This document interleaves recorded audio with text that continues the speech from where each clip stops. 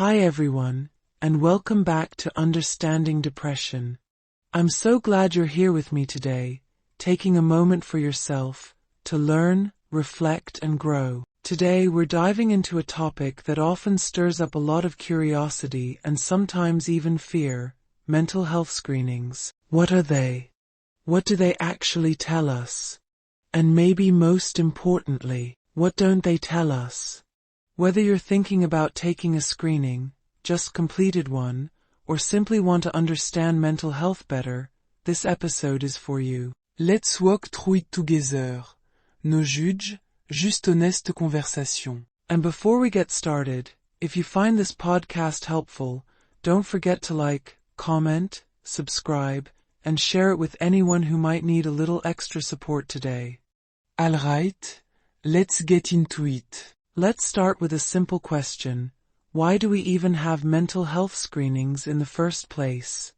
Mental health screenings are tools. They're designed to help identify early signs of mental health conditions, like depression, anxiety, PTSD, bipolar disorder, and others. They're similar to a blood pressure check at your doctor's office. A blood pressure cuff doesn't diagnose you with heart disease, but it tells you something important.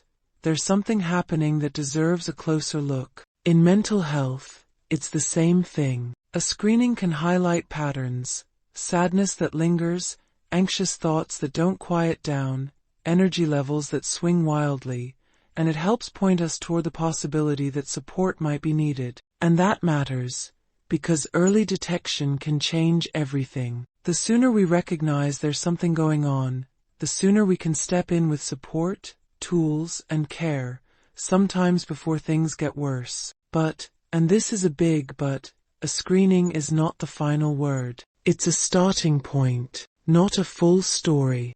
Now you might be wondering, okay, but what exactly does a screening measure?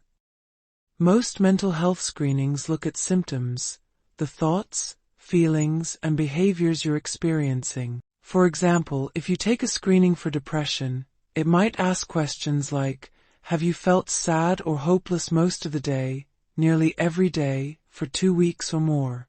Have you lost interest in activities you used to enjoy? Are you having trouble sleeping or sleeping too much? Have you been feeling unusually tired? Screenings for anxiety might ask about persistent worry that's hard to control, physical symptoms like racing heart or dizziness, feeling restless or on edge. Notice something important here. Screenings are asking about experiences, patterns, and duration, not about labels or permanent definitions. They measure the presence and intensity of symptoms over a particular period of time. Another key point: screenings often use standardized tools, like the PHQ-9 for depression or the GAD-7 for anxiety, to create a consistent way of understanding symptoms across different people. That consistency helps health professionals know when to suggest further evaluation or treatment. In short, screenings measure what's happening, not who you are. Alright, now here's where a lot of misunderstandings can creep in. A mental health screening does not diagnose you officially with a mental health disorder, define your worth, Predict your future, mean you are broken. Let me say that again. A screening result is not a diagnosis. An actual diagnosis comes from a thorough, often face-to-face evaluation with a qualified mental health professional. They'll dig deeper, asking about your full history, your environment, your physical health, your family background, and more. Screenings are like an alarm clock. They wake you up to something you might not have noticed. But hearing an alarm doesn't mean you know the whole story yet. It just tells you, hey, it might be time to take a closer look. Also important, context matters. Two people might score similarly on a depression screening, but have completely different life stories, challenges, and needs. This is why human conversation, nuance, and connection are still so important, even in the age of quick online tests. Let's talk about a few common myths. Myth 1: if I screen positive, it means I'm mentally ill. Truth: Screening positive means you might be experiencing symptoms worth exploring. It doesn't automatically mean a full-blown disorder. Myth 2. If I screen negative, I'm fine. Truth. Sometimes, screenings can miss subtler signs, especially if you're good at masking or you're going through a temporary good patch. Myth 3. Screening results are final and unchangeable. Truth.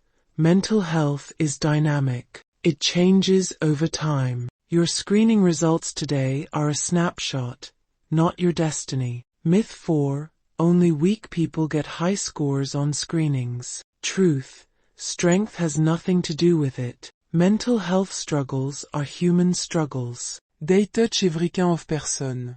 Strong, qu'un, brillant, loving everywhere. If you've ever caught yourself believing one of these myths, hey, you're not alone. They're common, but they don't tell the full story. So let's say you just finished a mental health screening, and your results suggest you might be experiencing symptoms of depression or anxiety. What should you do next?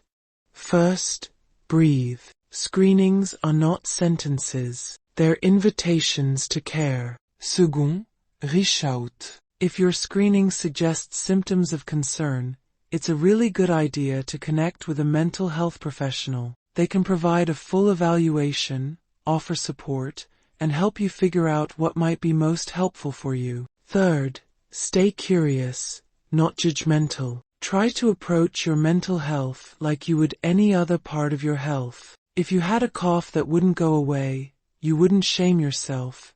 You'd go see a doctor. Mental health deserves the same compassion. Fourth, understand your options. Based on a deeper assessment, your path forward might involve therapy, lifestyle adjustments, medication, support groups, mindfulness practices, or a combination of these. Everyone's journey is unique. Fifth, celebrate your awareness. Seriously, just taking a screening is a big act of bravery. It shows you care about yourself enough to listen. That's something to be proud of. As we wrap up today's episode, I just want to leave you with this.